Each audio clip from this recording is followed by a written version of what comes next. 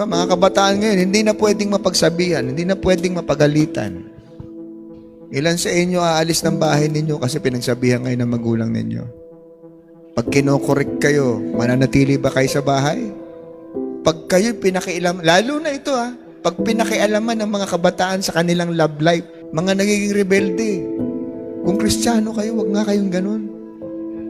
Kailan mo lang ba nakita yung kasintahan mo? Kailan mo ba lang ba nakilala yan? Ikumpara mo nga yung taon ng pag-aalaga sa iyo ng magulang mo sa panahong nagkakilala kayo ng kasintahan mo. Para sagot-sagutin mo magulang mo, huwag mong pakinggan ang magulang mo. Sasabihin mo pa, huwag mo kami pakialaman, buhay ko to, walang iya ka. Tagal kang kinupkup na magulang mo, pinakain ng magulang mo, pinaaral ng magulang mo, gaganyanin mo ng magulang mo, mga walang iya kayo pag ganyan kayo sa magulang nyo. Yun ang magulang ang nag-e-expect na lalaking bastos ang kanilang mga anak. Pagkatapos na magsakripisyo, gawin ang lahat para i-extend lang yung buhay mo. Tapos ano sasagot mo? Pag sinabi sa'yo ng magulang mo yan, ka nanunumbat. Mas lalong, sarap mo talaga. Parang walang karapatang magsalita ang mga magulang. Sa totoo lang, kapag masama talaga ang ugali ng anak, dapat ipinamumuka sa anak yan Nagsilaki lang tayo, sasabihin na natin sa mga magulang natin, ang hirap magpalaki ng magulang.